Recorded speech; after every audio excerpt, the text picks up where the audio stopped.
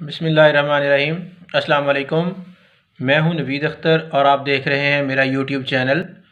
आज हम इस वीडियो में बात करेंगे एक इंतहाई अहम फ़सल के हवाले से जिसकी अब बिजाई का मरहला शुरू होने वाला है।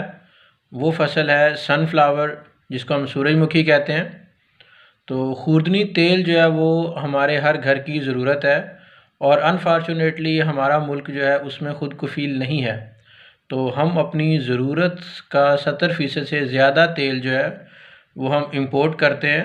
तो आज हम इस वीडियो में बात करेंगे सनफ्लावर की फ़सल के हवाले से कि उसका पोटेंशियल क्या है और हम इसको किस तरह काश कर सकते हैं। हमारे इलाके में सूरजमुखी की साल में 2 फसलें ली जाती हैं। एक को हम बहारिया फ़सल कहते हैं और दूसरी को ख़ज़ां में।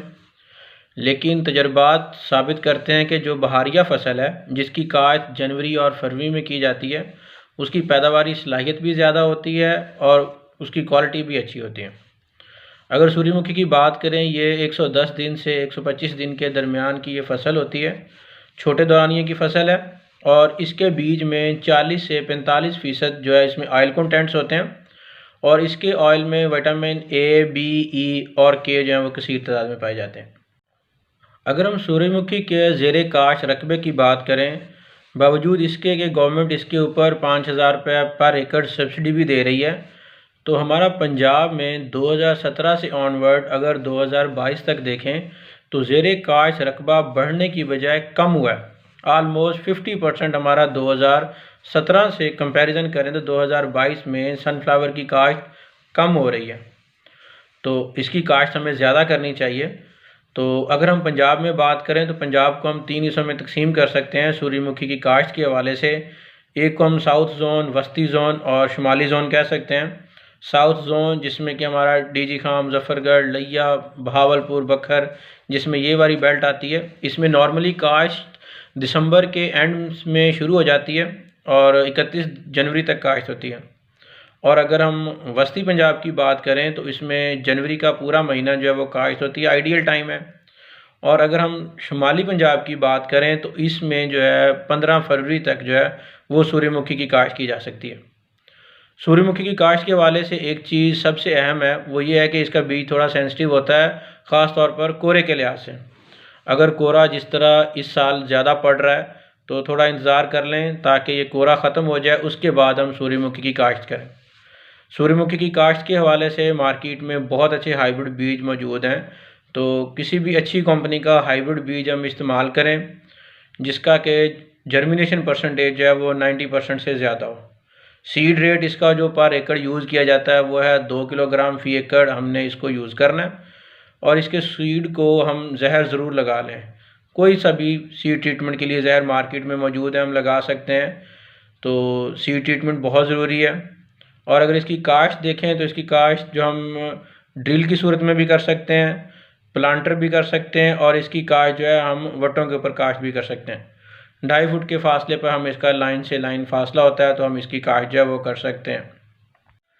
सूरजमुखी की काश्त के लिए जो सबसे मौजू ज़मीन है जिसको कि हम मैरा ज़मीन कहते हैं और भारी ज़मीन जो है वो सूरजमुखी की काश्त के लिए सबसे ज़्यादा मौजू है, जबकि कलराठे और रेतले रकबों पर सूरजमुखी की काश्त खातर ख्वाह फ़ायदा नहीं देती।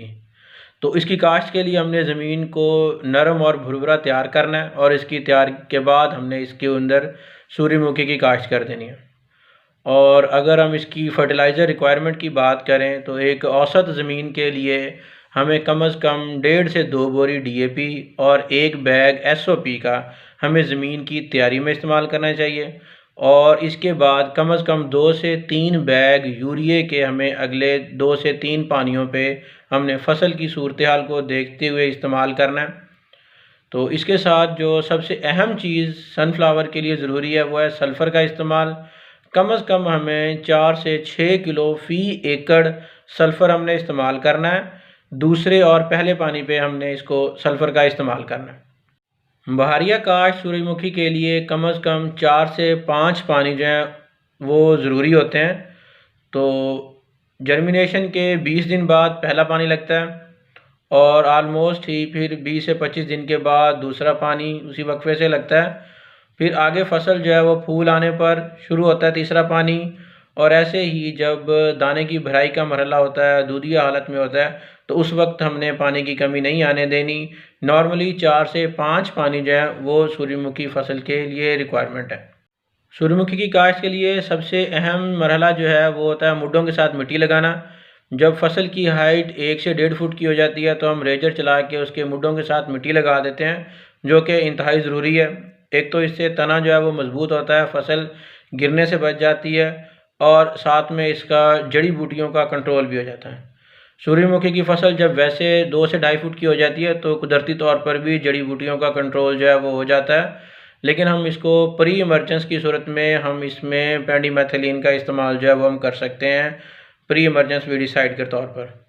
और अगर इसकी कटाई की बात करें तो इसकी कटाई जैसे ही फूल की पुष्ट जो है वो पिछली साइड से पीली हो जाती है और इसकी पत्तियां जो हैं वो गिरना शुरू हो जाती हैं, तो हम इसकी फसल की कटाई कर लेते हैं।